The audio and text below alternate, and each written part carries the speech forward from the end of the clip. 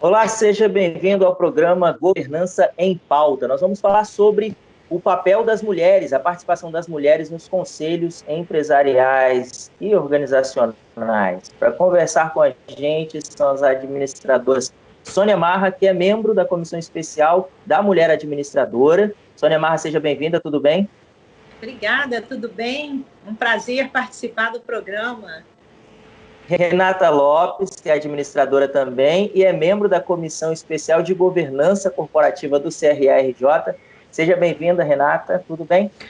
Tudo bem, Josué, tudo bem, ouvintes que estão assistindo ao programa. É um prazer muito grande estar aqui com vocês e compartilhar um pouquinho do nosso conhecimento. E a advogada Aparecida Pagliarini, que faz parte da PREV, né, da Previdência de São Paulo, OAB PREV de São Paulo. Seja bem-vinda também, Aparecida, tudo bem? Tudo bem, Josué, muito obrigado pelo convite. Eu não vou me sentir como um peixe fora d'água, né, por ser advogada, estar aqui no meio com administradores, até porque a simpatia de vocês já está expressa, e eu sei que vocês terão muita paciência comigo. Eu agradeço demais o convite, agradeço a Renata, a Sônia, e estou aqui à disposição de vocês. Eu faço parte do Conselho Deliberativo da Previdência Complementar dos Advogados de São Paulo, e a OAB PREV de São Paulo, e já há muitos anos, além de ter participado de outras atividades também, como executiva e como conselheira.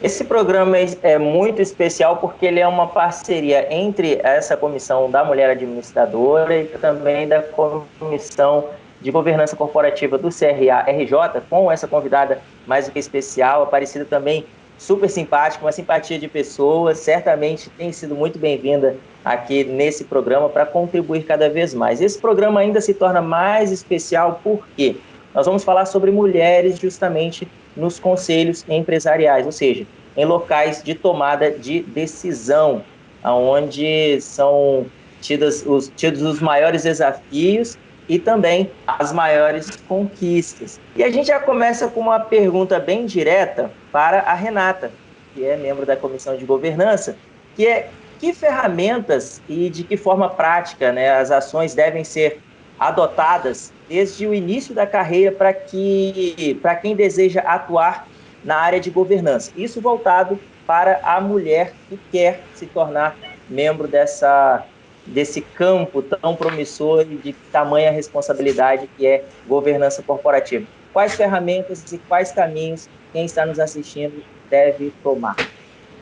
Vou vestir um pouquinho aqui a capa, né, de coach, para dizer que o autoconhecimento é fundamental nessa fase, né? Porque quando você ingressa na sua carreira, quando comecei na minha carreira, eu sabia muito bem o que eu queria e o que eu não queria. E a partir daí eu sabia que eu tinha vários pontos que precisavam ser melhorados. Então, o autoconhecimento, saber como é que estão os seus pontos fortes, abraçar eles, continuar com eles, entender quais são os pontos fracos e buscar aí apoio, porque muitos desses pontos fracos você não vai conseguir desenvolver. Essa que é a grande verdade, não adianta a gente querer ser bom em tudo. Eu não sou bom nessa parte assim da contabilidade, sei alguns tópicos, mas eu não sou formada em contabilidade, não fiz especialização nisso. Então, eu precisava o quê? Me cercar de pessoas boas nessa área, né? A complementaridade do que você precisa para se tornar uma pessoa boa. Então, isso é muito importante porque você vai formar ali uma equipe, uma rede que também suporte as suas tomadas de decisão. Então, no início da carreira, você tem que pensar o que você quer para a sua carreira, entender seu ponto forte, entender seu ponto fraco. E uma coisa que é fundamental para nós mulheres, né? Quando a gente começa a trilhar cargos de liderança, começa a ser líder de um time, daqui a pouco uma supervisão, uma coordenação, é aprender a se posicionar. A gente tem que aprender a se posicionar, a gente tem que saber negociar, a gente tem que conseguir assumir risco, né? A mulher sempre acha que não está pronta, né? Então, no geral, a gente precisa entender que é preciso dizer não, porque a tendência é querer abraçar tudo, né? Historicamente, a gente sabe que a mulher trabalha em dobro. Então, a gente tem que, nesse processo, aprender a falar não. Buscar o apoio de alguém que já chegou lá na frente para te ajudar nesse processo de mentoria. Eu tive uma sorte imensa de ter mentores maravilhosos que me ajudaram nesse processo, que abraçaram e falaram assim, você quer isso? Então, eu vou te ajudar a chegar lá. Então, isso foi legal, porque como eu sabia que eu queria chegar lá, eu não escondi. Eu queria que as pessoas soubessem que eu queria chegar numa posição de gestão, que eu gosto dessa parte de gerir time, de gerir o negócio. E, como a maioria dos profissionais, eu precisei estudar, ler, participar de workshop, me expor mesmo diante dos desafios que eu tinha dentro do time, né? E aí, como parte desse processo para atuar na governança, mais do que saber negócio, você precisa realmente aprender o quê? A gerir pessoas, porque você não chega em lugar nenhum sozinho, ainda mais quando a gente fala de governança. E a dica que eu posso dar para você que está nos assistindo é: cola com o programa Governança em Pauta, com a Comissão de Governança Corporativa, que você vai aprender cada vez mais sobre os desafios que você precisa enfrentar até chegar nesse patamar. Agora, Renata, quais caminhos as empresas devem tomar para que haja maior participação das mulheres nos boards? E eu queria que você, inclusive, trouxesse esse conceito de boards para aqueles que estão nos acompanhando. Então, a participação nos conselhos de administração, a gente está falando aí da alta administração dentro de uma empresa, né? Então, para a gente conseguir ter mais mulheres lá, a gente precisa trabalhar a base, ou seja, a gente precisa empregar bastante mulheres e a gente precisa dar suporte para que elas consigam crescer e assumir posições de gestão, de liderança, para se prepararem para o desafio de estar num conselho administrativo tomando decisões estratégicas para o negócio. E se a gente parar para pensar, eu estava lendo uma reportagem que saiu no Estadão em março desse ano, falando de uma pesquisa que teve em 2019 sobre participação de mulheres nos boards. E aí ele falava que no Brasil nós chegamos a 10,5%, sendo que a média dos 21 países entrevistados é de 23,7%, ou seja, nós estamos abaixo da média, bem abaixo. Então significa o quê? Que nós precisamos continuar incentivando e desenvolvendo cada vez mais mulheres que queiram assumir cargos de gestão, de liderança. E para a empresa é importante que ela abra essas oportunidades, não porque eu estou sendo obrigada pela lei a ter diversidade aqui no meu conselho, não, mas que ela entenda que essa diversidade é importante para o resultado da empresa. Ter pessoas diferentes, com pensamento diferentes, é importante. Então, a mulher, ela tem que sentir que tem essa oportunidade, que ela está em pé de igualdade, que ela não vai ser preterida por causa do gênero, né? Porque ela se preparou. Muitas das vezes, a gente pode analisar em termos educacionais. Eu dou aula numa pós, a minha pós, basicamente, é formada por mulheres. Eu tenho turma que tem um homem. O restante são todas mulheres. Então, realmente, as mulheres estão buscando uma capacitação educacional. Só que elas esbarram ainda nas dificuldades de crescimento dentro das empresas. Por quê? Como hoje nos conselhos existem muitos homens, eles têm tendência de convidar outros homens para fazerem parte do conselho. Então, a gente hoje briga aí realmente por ter essa participação. Fala-se muito em ter cotas para que as mulheres sejam absolvidas, né, nos processos seletivos para fazer parte dos conselhos, mas a gente sabe que isso é muito por indicação, né? A pessoa que é do financeiro confia muito, aí traz alguém para uma cadeira dentro do conselho, que é especialista dentro daquela área de negócio. Mas eu acredito assim, o caminho está exatamente na contratação, no apoio, no reforço positivo, para que as mulheres se tornem líderes, cheguem à gerência, cheguem a cargos de diretoria, para que elas possam passar pelos desafios das decisões operacionais, táticas, e aí sim estejam preparadas para as decisões estratégicas que um conselho atua. Ô, Sônia, a Renata fechou essa resposta aí com uma palavra muito importante, muito utilizada na administração, que é estratégia. Então, a contratação da mulher para esses cargos já sai daquela questão de fazer papel de bons moços, né, bons conselheiros ou boas empresas, e entrar para o papel estratégico. Essa seria uma vantagem nessa contratação feminina, nesses cargos? Seria. Inclusive, complementando essa questão da legislação, que é algo que tramita ainda, né, no Senado, a lei que pretende estabelecer 40%, né, de mulheres no... porém, não chega a 30%, conforme a Renata mencionou.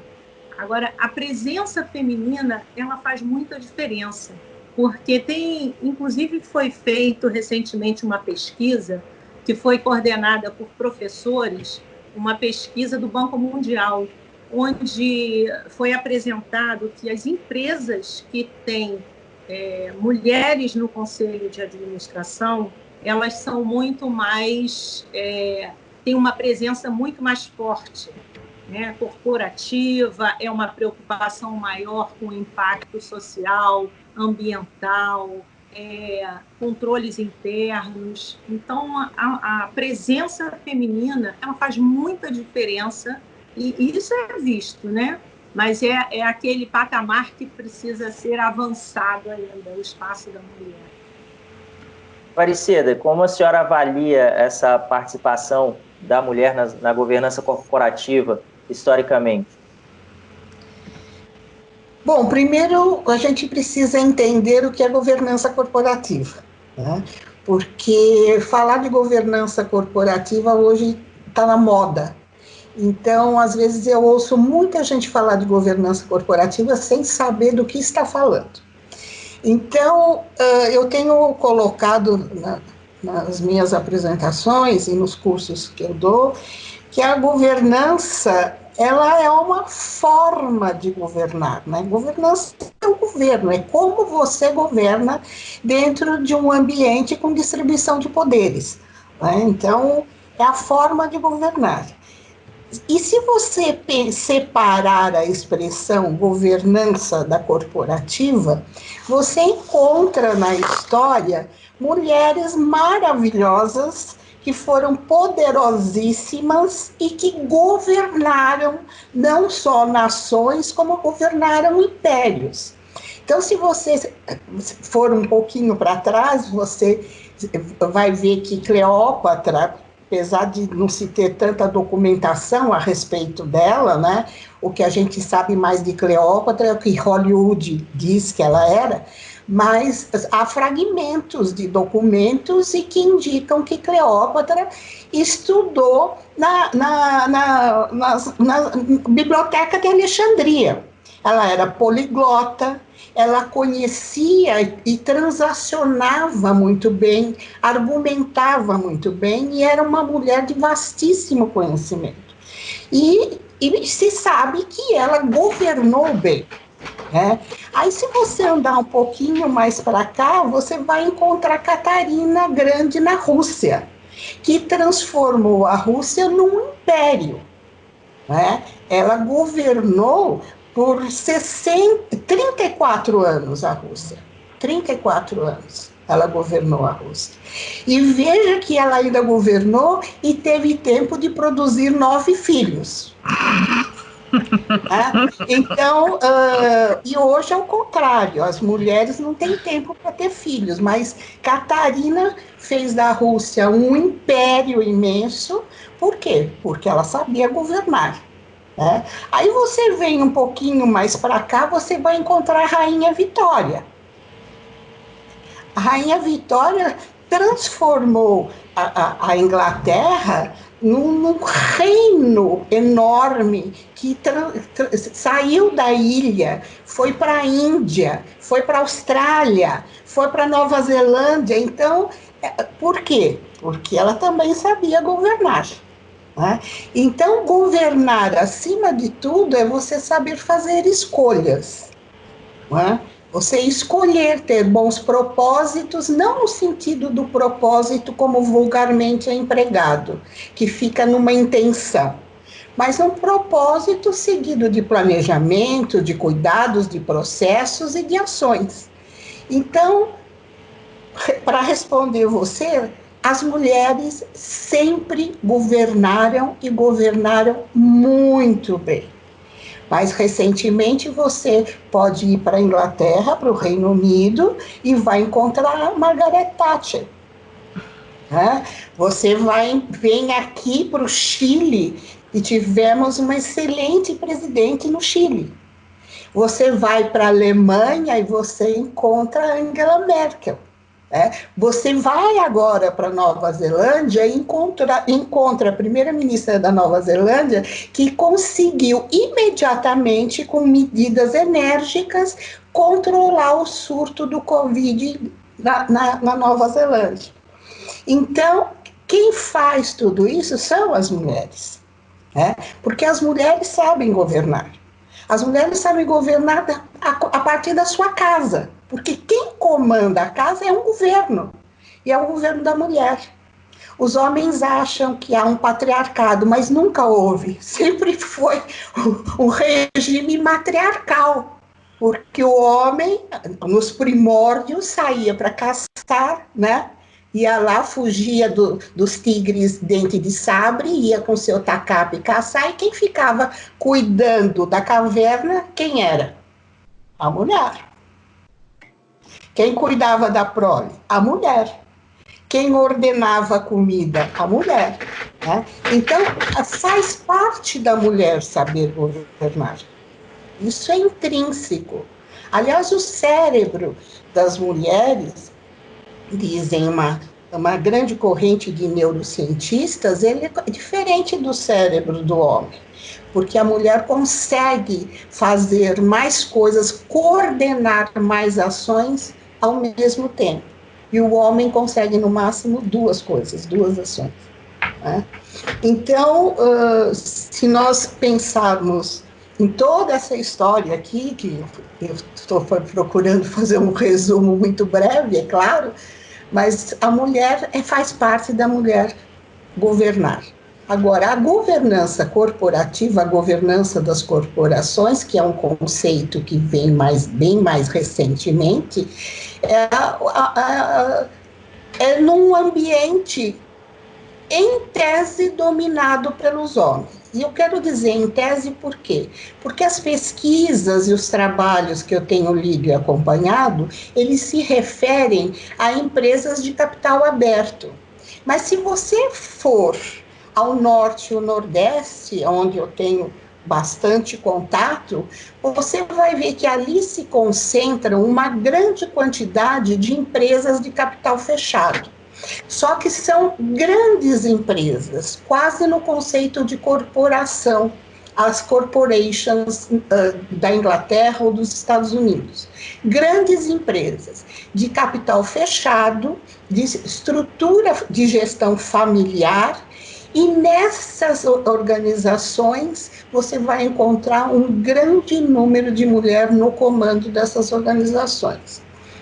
Então, eu posso até citar aqui dois nomes, que são duas pessoas muito queridas, que é a Cláudia Claudino e a Van Fernandes, lá no estado do Piauí, que são organizações enormes e tem mulher no comando. né? Então, essas pesquisas, elas são mais voltadas para as organizações de capital aberto. Mas se voltarem para as empresas de capital fechado e de administração familiar, vão encontrar uma grande quantidade de mulheres formadas, informadas e mulheres líderes nessas empresas, né? Você mesmo, Josué, está aqui numa minoria. Não sei se você já percebeu, mas você está aqui numa minoria, né?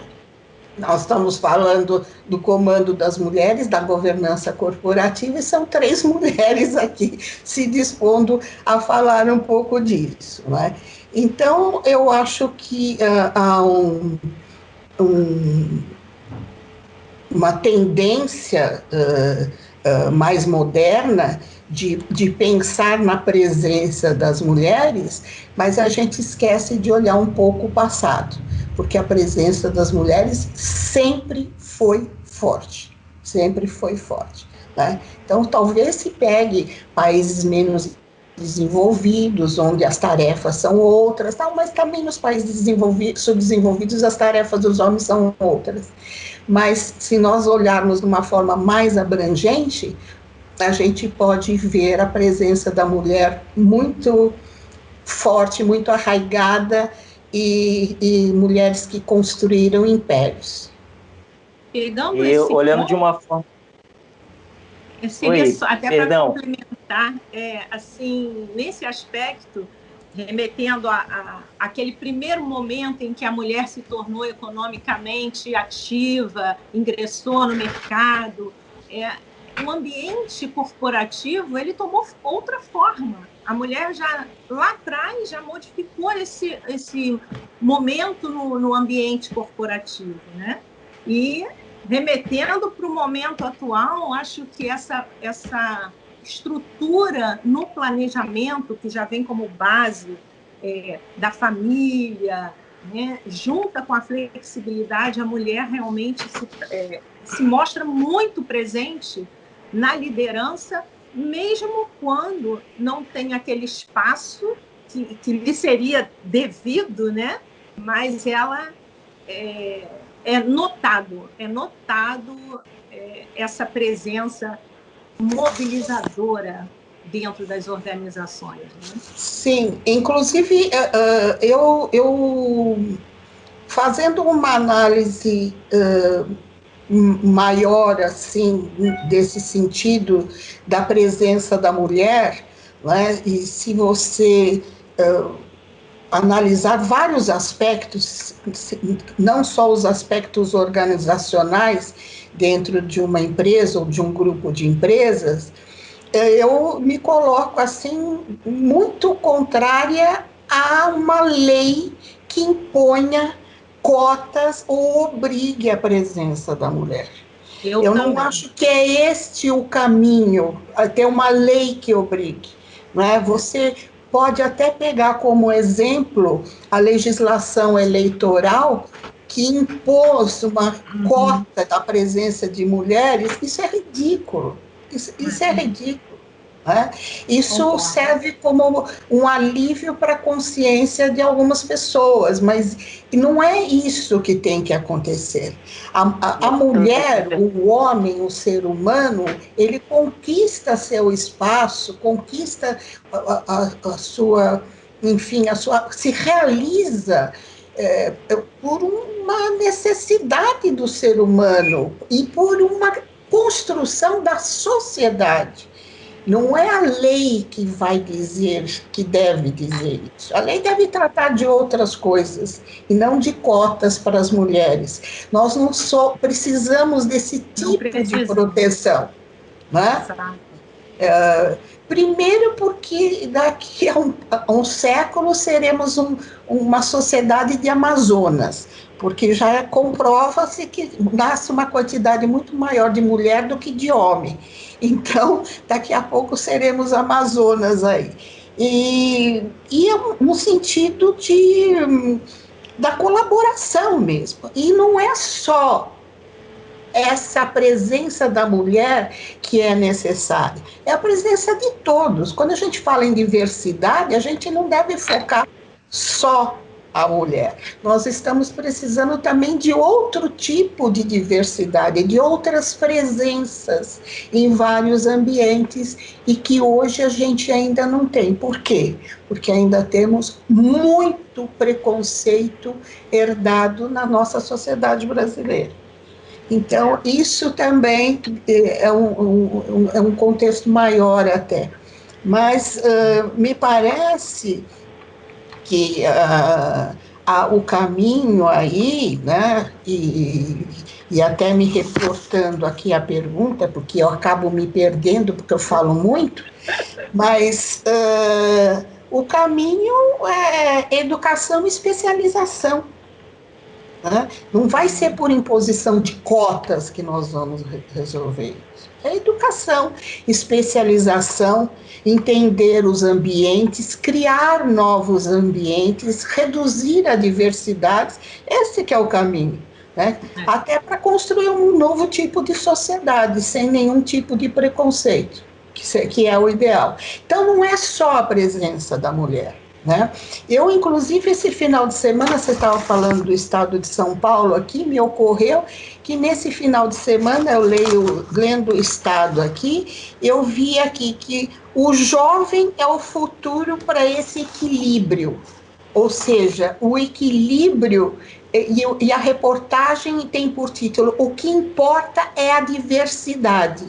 Aí vem uma afirmação dessa, que o jovem é o caminho para o equilíbrio. Não, o caminho para o equilíbrio é o jovem, o velho, o branco, o preto, o chinês, o japonês, é todo mundo, isso que é o equilíbrio. Né? Isso que é o equilíbrio.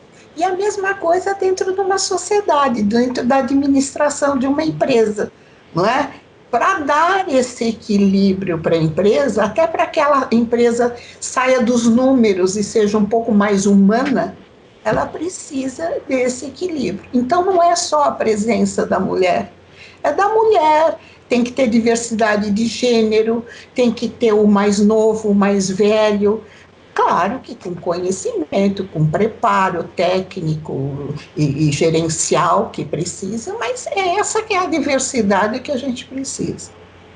Mas as empresas também precisam, nesse sentido, abrir espaço para aceitar essa diversidade, né? Porque ela tem que vir da base, não adianta você chegar na hora de escolher um conselheiro, aí você vai lá fora para trazer uma pessoa de fora e você não encontra aí, de repente dentro de casa, que eu acho que aí está o processo de aculturamento, que aí não precisaria de cotas, é que se você tem bons profissionais dentro da sua estrutura, sejam mulheres, negros, índios, seja o que for, que você queira para ter a sua diversidade, você precisa dar o espaço para ele crescer dentro da sua estrutura, né? E o que acontece é que muitas vezes a empresa não dá essa oportunidade, ela prefere trazer alguém de fora, e isso também prejudica, né? A pessoa que tá na verdade, é porque o capital ainda tem mais importância do que o elemento humano. É verdade. Então, e o Brasil gosta de pensar menos do que talvez fosse necessário. Né? Um momento maior de reflexão sobre algumas atitudes, eu acho que também seria necessário. Né? Mas nós chegamos lá, nós estamos no começo ainda e nós chegamos lá. É claro que com a universalização do capital, né, as empresas transnacionais, multinacionais, elas trazem muita cultura de fora para cá. Né? Então, e aqui quase que a gente não tem uma reação. Então, em vez de nós até lutarmos para trazer essa cultura e fazer um aculturamento, a gente gosta de copiar. porque acha que é mais sofisticado, né? Então, basta você ver os termos que são empregados, você precisa andar com dicionário debaixo do braço. Você imagina que se a língua universal fosse grego, a dificuldade seria até maior, né? Porque a gente ia ter que aprender grego ou sânscrito para poder entender, entrar numa discussão, né? Eu particularmente tenho ojeriza isso, né? Porque a língua brasileira, portuguesa, é muito rica e nós não precisaríamos. Mas me parece que até o uso da linguagem é para dar uma sofisticação no ambiente e fazer um cercadinho. Olha, aqui você não entra porque você não sabe do que eu estou falando. Então faz aquele cercadinho assim. Mas o mundo, eu tenho a impressão que ele caminha mais para prestigiar a diversidade. E isso eu acho que é mais importante, porque nós não somos únicos, né? Eu estou aqui conversando com vocês e está até me ocorrendo sobre isso, que eu sou bisneta de índio, de mulato, né? Então, e sou neta de espanhol, então, e bisneta de francês também. Então, eu sou quase que uma ONU aqui falando com vocês. Então, eu acho que o mundo tem que caminhar nesse sentido, né? E é papel nosso ir aparando essas arestas. Olha, eu gostaria de continuar aqui com vocês por mais 2, 3, 4 horas conversando sobre esse assunto. Foram vários insights apresentados aqui, na verdade, vários pontos de reflexão. Mas você pode dizer para eu parar de falar, porque você sabe que advogado fala mais do que advogado. Mas aqui o importante é justamente essa transmissão de conhecimento, ter a oportunidade de ter a senhora aqui participando com a gente, a Renata, a Sônia, já fazem parte desse corpo do CRA-RJ, e acho que elas não ficaram ofendidas em ouvir um pouco mais aí do seu conhecimento também, não é isso? Maravilhoso, maravilhoso, foi muito bom. É uma honra. Eu só queria que a Sônia ela falasse um pouco sobre o papel da Comissão Especial da Mulher Administradora nesse processo de dar visibilidade, trazer mais visibilidade às mulheres. Tal qual a Aparecida falou, a lei só não resolve, é preciso mudança um pouco mais estrutural. Isso. E nisso eu acredito muito que entra tanto a mulher quanto a comissão de governança nessa conjuntura aí para trabalhar unido nesse objetivo. Então, Sônia, por gentileza. Eu estou aqui representando a nossa comissão, né, que a coordenadora é a Yara, e o objetivo, a comissão, ela atua como uma célula, né, atenta a essa desigualdade de gênero que permeia todas as esferas da sociedade. Então, o que a comissão tem feito é buscado promover realmente encontros. Temos um programa chamado Saia em Ação, em que temos sempre convidadas com o objetivo de dar visibilidade à mulher nas diversas áreas de atuação, né? Porque a mulher, ela empreende, ela não tem... É uma flexibilidade, a mulher é um misto de possibilidades, né?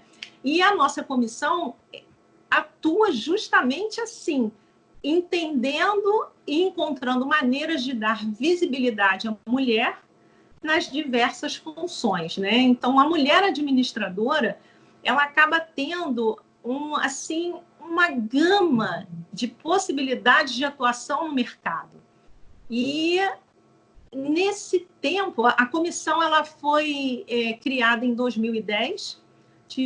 Estou na comissão desde o início, né? E esse trabalho ele vai além desses encontros e busca trazer muito bem detalhado cada papel em cada situação da sociedade. Tivemos algumas entrevistas assim que ficaram marcantes. Tivemos uma que foi com a Aline, que é controller, que pôde assim, desmembrar toda a parte de planejamento, de governança, de uma forma assim, bem explícita, que foi fantástica. E vai até, tivemos uma entrevista focada muito na área de recursos humanos. Então, a Comissão da Mulher, além de fazer esse trabalho atuante, trazendo a visibilidade da mulher, como ela empreende, como ela age, não só nos cargos de alta gestão, nos conselhos de administração, que é fundamental e faz total diferença no resultado atingido, mas, como a Aparecida falou, em pequenas e médias empresas, empresas que não são multinacionais, não são de capital aberto, mas que é aquele trabalho estruturado da mulher que, num contexto com a diversidade, com a pluralidade, acaba trazendo um resultado assim fantástico. Então, eu acredito que essa questão de cota, isso não vai vingar e nem é isso que vai resolver. E acho que as pessoas já enxergam isso muito bem, que o importante é o estudar, é o estabelecer e desenvolver competências cada vez mais e, por reconhecimento, galgando esse caminho. Porque a gente também observa que, apesar de não ter o cargo, as competências da mulher e o que ela acaba estabelecendo como sugestão, ela acaba atuando quase que direto na gestão de muitas empresas, apesar de não ser o nome em destaque como a gestora. Então, a nossa comissão faz esse trabalho, procura dar essa visibilidade ao trabalho grandioso que a mulher faz nas organizações, nas instituições, em casa, e por onde ela acaba desenvolvendo qualquer coisa que seja, pela flexibilidade. Eu acho que a mulher traz uma humanização, ela remete à solidariedade, ela remete um olhar mais acolhedor. E eu acho que hoje é isso que nós precisamos, independente da instituição. É o olhar acolhedor e a reflexão de que todos somos importantes. E é essa união de gênero, de forças, que realmente vai trazer um desenvolvimento e um crescimento para o nosso país. Bom, e agora uma fala da Renata, para também fazendo algumas considerações finais sobre esse assunto que foi trabalhado aqui, e depois a Aparecida, também fazendo as considerações finais para a gente encerrar esse programa, mas não o assunto. Renata. Com certeza. Eu vou deixar aqui, então, um convite para as mulheres que gostariam de trabalhar nessa área de governança, gostariam de chegar numa posição, não necessariamente chegar, talvez, num conselho de administração, mas galgar, né, uma carreira de liderança dentro das suas organizações, que nós temos aqui o CRA à disposição, com treinamentos maravilhosos, né? A comissão especial também está aqui para dar todo o suporte, né, nessa área de governança corporativa. A gente está trabalhando aí numa trilha de formação para administradores que têm interesse de se aperfeiçoar cada vez mais. E é um tema muito interessante e que a gente espera que as mulheres se interessem cada vez mais e possam estar com a gente e discutindo e abraçando esse crescimento, né? Porque também parte delas, como a gente acabou falando aqui, querer essa posição, trabalhar para isso e contar conosco do Conselho Regional de Administração para dar esse suporte para esse crescimento. Aparecida. Bom, primeiro eu quero agradecer imensamente ser acolhida por vocês. Foi um prazer enorme. E prometo que da próxima vez eu falo menos, mas é um tema que é apaixonante. São duas coisas que sempre apaixonam, principalmente os homens. As mulheres, nisso a gente já leva uma grande vantagem.